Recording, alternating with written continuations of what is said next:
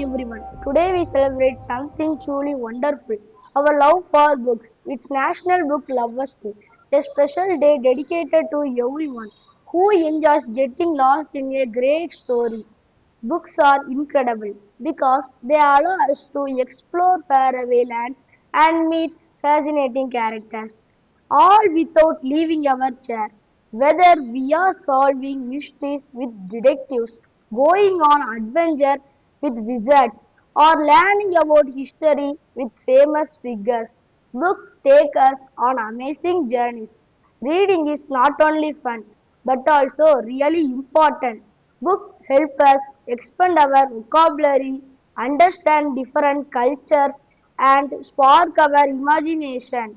They teach us valuable lessons about friendship, courage, and kindness that use in our everyday lives.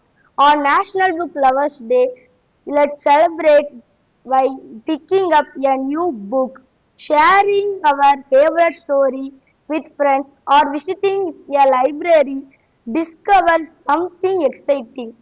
So, let's keep reading and let our love for books grow even more. Who knows, maybe one day some of us will become authors and write stories that others will love. Thank you.